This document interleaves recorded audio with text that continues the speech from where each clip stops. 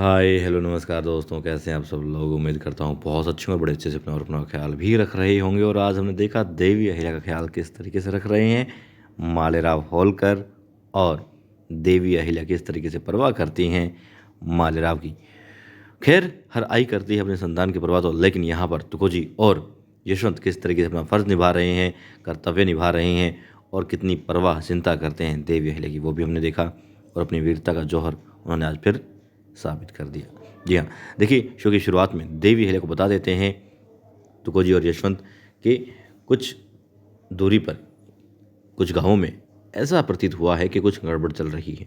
वो कहते हैं कि एक अजीब से निशान है और कुछ पीले निशान भी हैं, और कुछ गांवों में संदिग्ध लोग भी देखे गए हैं, जो कि अच्छे संकेत नहीं है। और वो कहते हैं कि उनके गुप्तचरों के माध्यम से पता चला है कि जो खबर पक्की है वो ये भी कहते हैं कि आज जो योगिनी एकादशी की आप पूजा करने जा रही हैं, और उसके बाद में जब आप जाएंगी ध्यान कक्ष में तो वहाँ खतरा बहुत ज़्यादा होगा, तो आज रहने दीजिए।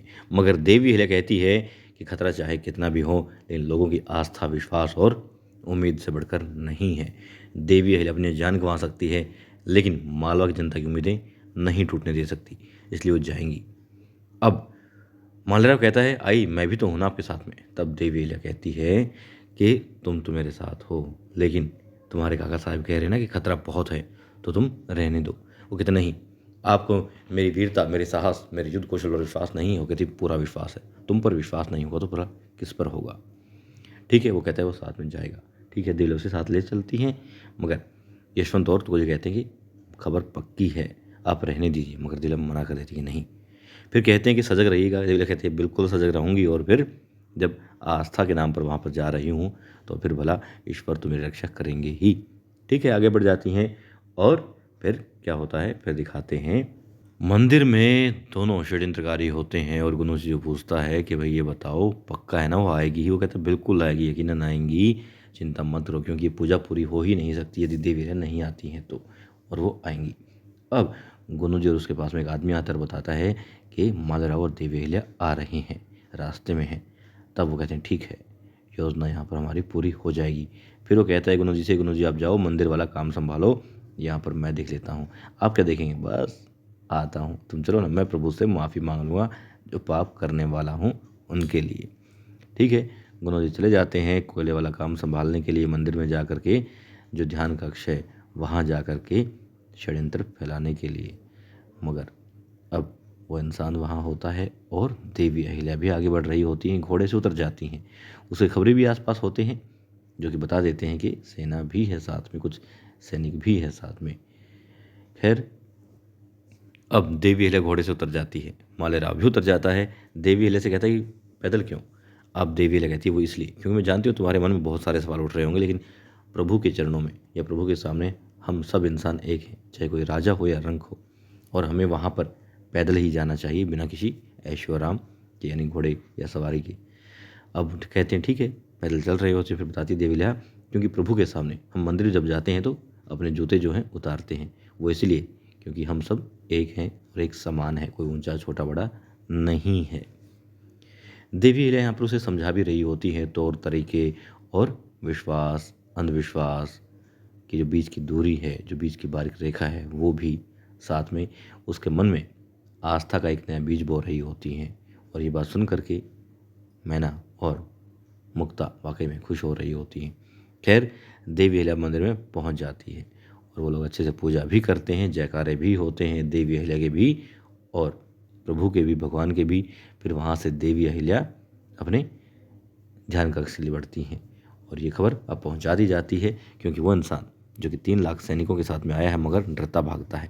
डर करके क्यों भाग जाता है, और बताता है गुरु जी को कि अहिल्या तो आ रही है, मगर कुछ सैनिक भी हैं साथ में। सैनिक भी हैं। अब गुरु जी सोचता है कि सैनिक क्यों हैं। फिर कहते हैं उस दल का नेतृत्व कौन कर रहा है, सुरक्षा घेरे का। तो कहते हैं तुको जी। अब वो सोचता है अच्छा तुको जी कर रहे हैं, कोई बात नहीं। फिर वो बताता है कि आप, लेकिन इस तरीके से वो कहता है मैं इसलिए आया हूँ क्योंकि मैं तो खुद शिकार हो गया था वहाँ पर। बताते हैं कि जब पूजा हो रही होती है तो तुको जी ने उसे पकड़ लिया और पूछा आरती वहाँ हो रही है, सबका ध्यान वहाँ पर है, तुम इधर उधर क्या देख रहे हो।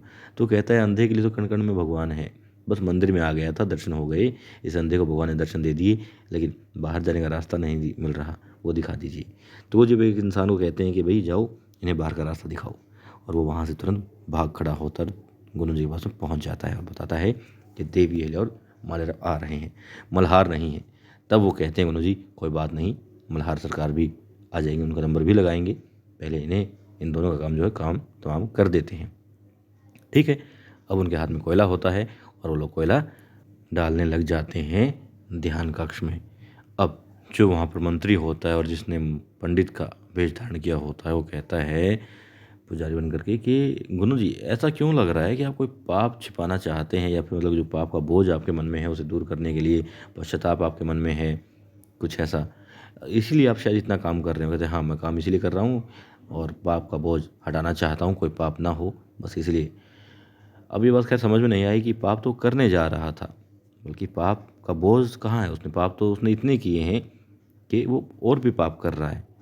पाप का बोझ या पश्चाताप तो तब होता जब वो अच्छे काम करता कि हाँ पहले वालों को दूर करता हूँ, उनका कुछ भाग जो है भार जो है कम हो पाए।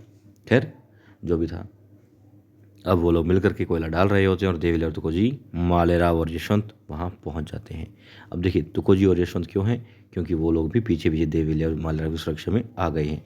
हालांकि उन्होंने ये भी कहा है खुद को भी और अपने सैनिकों को भी कि किसी भी तरीके से देवी अहिल्या को पता नहीं चलना चाहिए कि वो लोग सुरक्षा घेरे का नेतृत्व कर रहे हैं या फिर उनके आसपास में हैं।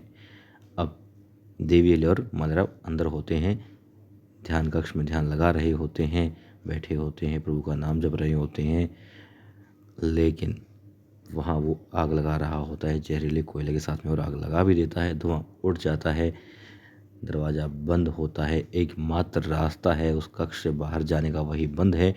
और हमने पहले भी देखा है कि आसपास कोई नहीं होता, सबको दूर रखा जाता है उस कक्ष से ताकि कोई भी किसी तरह की आहट ना हो और देवी अहिल्या का ध्यान भंग ना हो। तो अब हम आने वाले एपिसोड में देखेंगे कि दोनों मालेराव और देवीला बेसुध हो जाते हैं, लेकिन अब कौन बचाएगा, कैसे बचाएगा, देखते हैं।